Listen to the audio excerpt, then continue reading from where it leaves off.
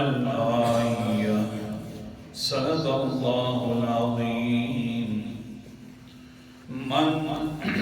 کون ہے الذی جو انسان یشفع سفارش کر سکے عندہ اس کے پاس الا باذنہ مگر اسی کے حکم اور اجازت کے ساتھ. آج بھی الحمدللہ تعالی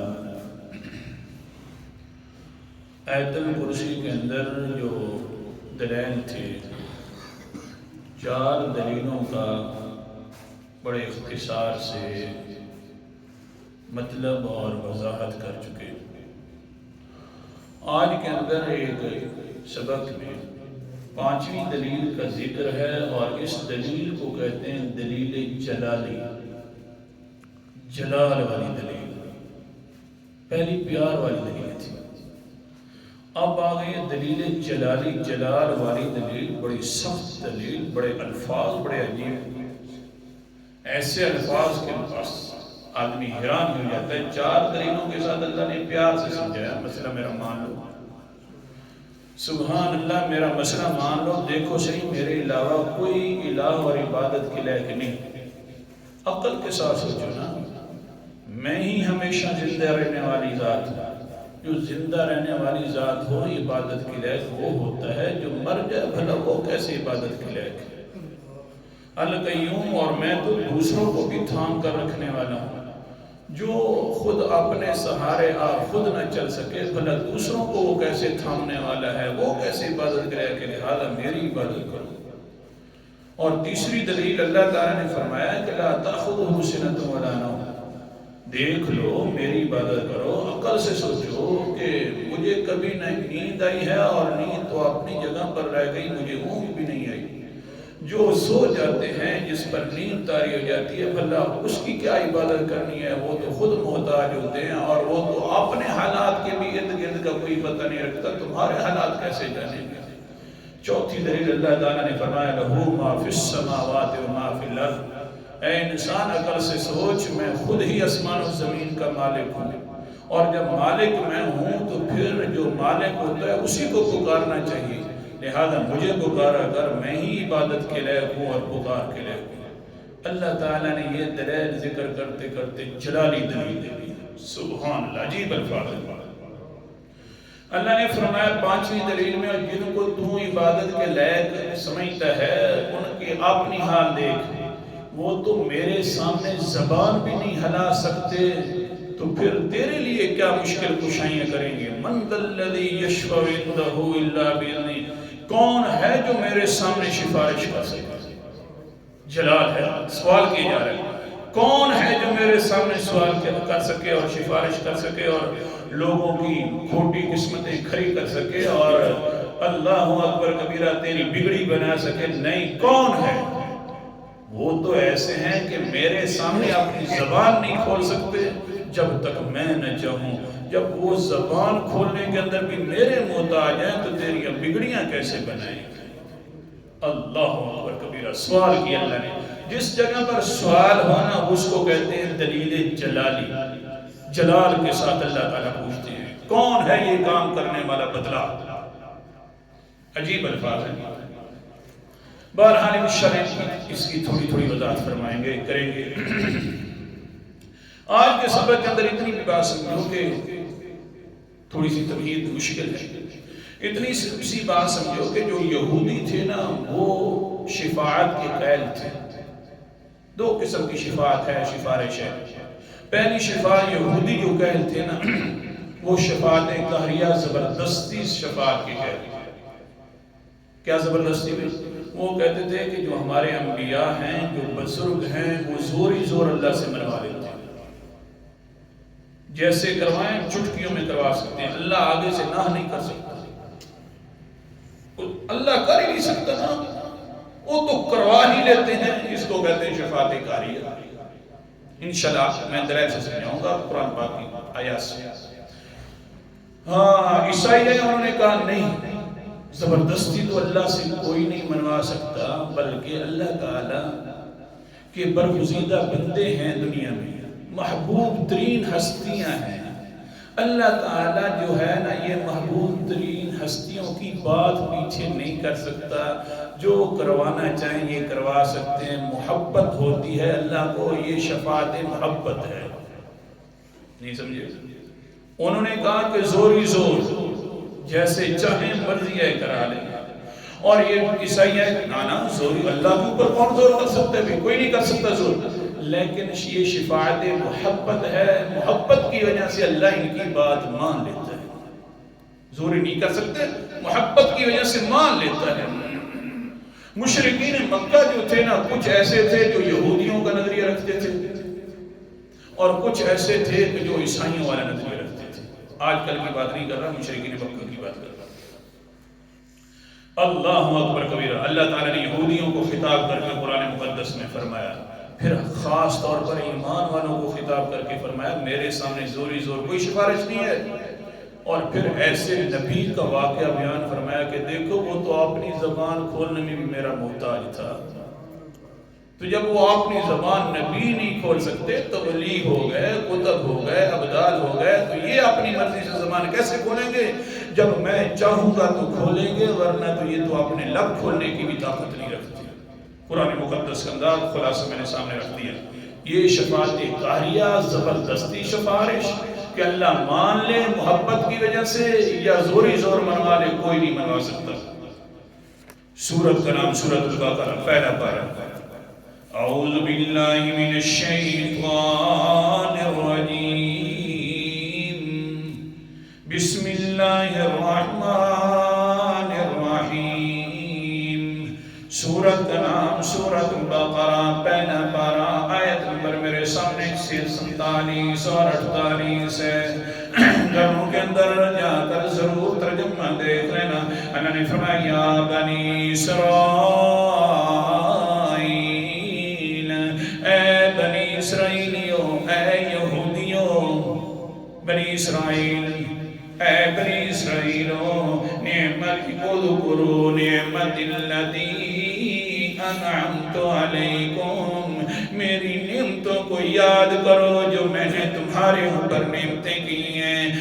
پچھلا رکوع اللہ تعالیٰ نے ساری نعمتوں کا تذکرہ فرمایا اس پچھلے رکوع میں.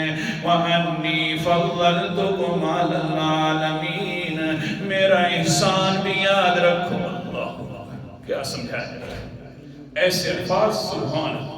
میری نعمتوں کو بھی یاد کرو نا, میرے احسانوں کو بھی یاد کرو نا. وَفَضَّلْتُكُمْ عَلَى الْعَالَمِينَ, میں نے تمہیں اس وقت کے پورے جہان سے فضیلت دے دی تھی. بندہ جو نعمتیں کرتا ہے, بندہ جو اس طرح کے اس کے اوپر احسان کرتا ہے, احسانوں کا بدلہ یوں دیا جاتا ہے کہ کہا جائے اللہ کو بھی سفارش کی ضرورت ہوتی ہے. یہ زوری زور منوا لیتے ہیں. میں نے نعمتیں کی ہیں تو بغیر پوچھے کر دی ہیں, میں نے احسان کیے ہیں تو بغیر پوچھے کر دیے. جب میں پکڑوں گا تو بغیر پوچھے پکڑ لوں گا. اللہ عجیب الفاظ عجیب ہیں. بہرحال اس عربی کا ترجمہ اردو میں کرنا انتہائی مشکل کے ہے ہی.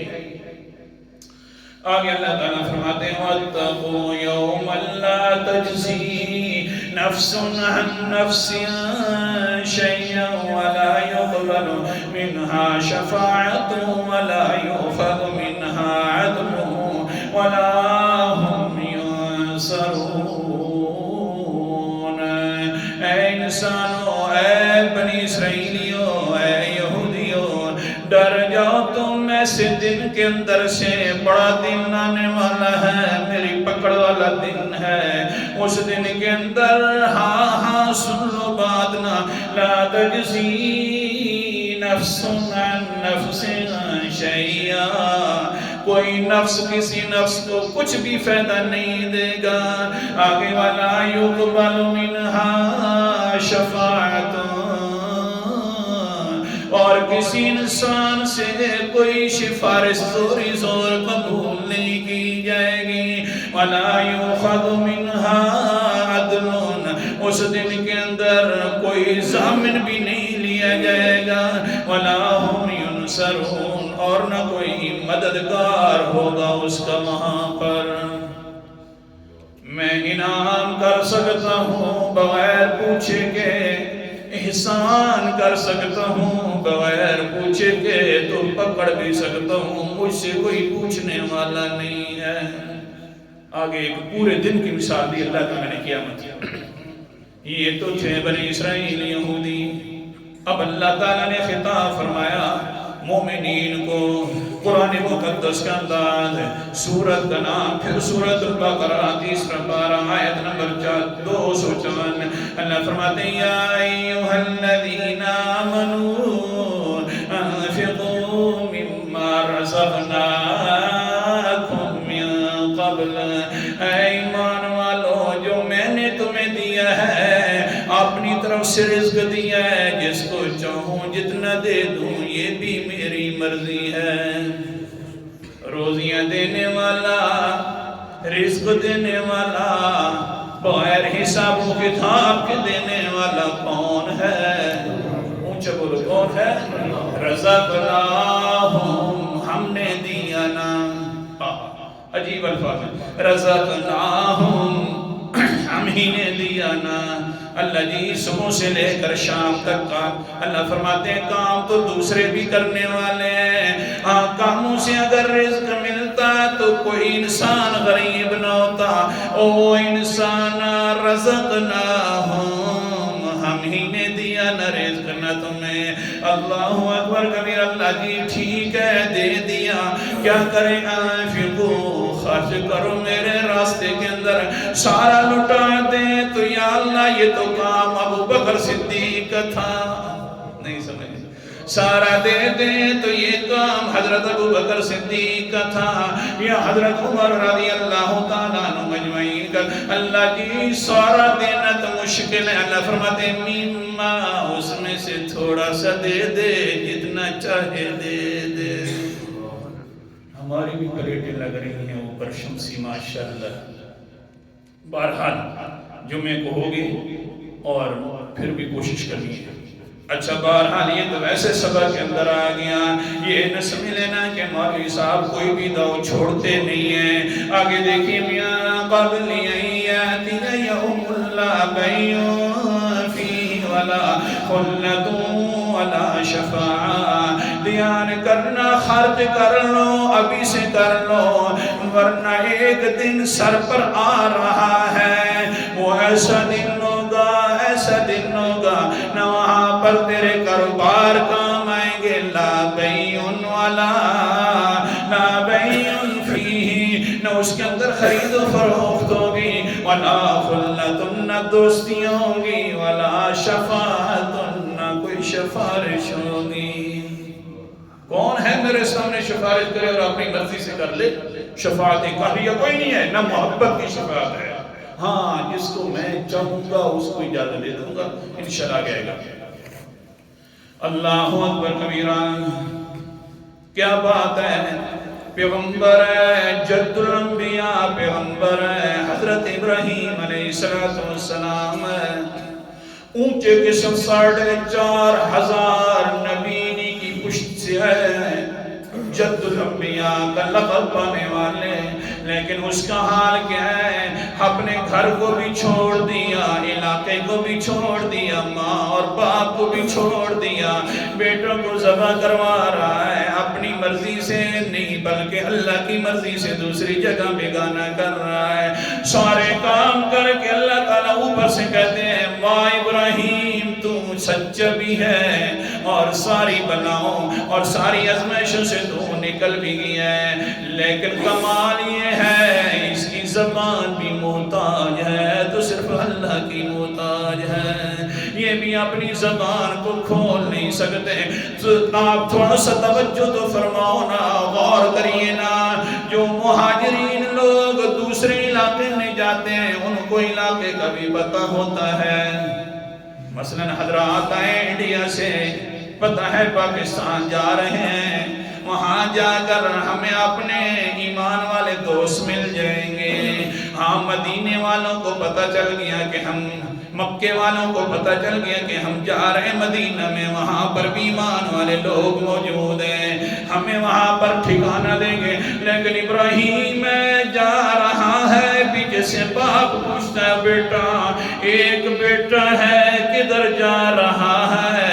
تو آگے سے وہ کیا کہتے ہیں، سورت کا نام سورت الصافات ہے، 23واں پارہ ہے، کہتے ہیں قال انی ذاہب الی ربی سیہدین، آیت نمبر میرے سامنے 99 ہے۔ آگے سے پھٹ جواب دیتا ہے بابا جی میں جا رہا ہوں اپنے رب کے پاس، یعنی میں نے ساری چیزیں چھوڑ دی ہیں، اپنے رب کے لیے چھوڑ دی ہیں، جب چھوڑی ہے تو اپنے رب کے لیے چھوڑی ہے، تو سیہدین رب ہی مجھے راستہ بتلا دے گا۔ کتنا مشکل ہے، کوئی پتہ نہیں کہاں جا رہا ہوں، بس ایمان پر جا رہا ہوں، بس جا رہا ہوں، وقت پورا ہو گیا۔ انشاءاللہ تعالی یہاں سے سب شروع کریں گے کہ اللہ کے سامنے زوری زور سفارش کوئی نہیں کر سکتا، سفارش تو اپنی جگہ پر رہ گئی، زبان بھی کوئی نہیں ہلا سکتا۔ اللہ تعالیٰ مدد کرنے کی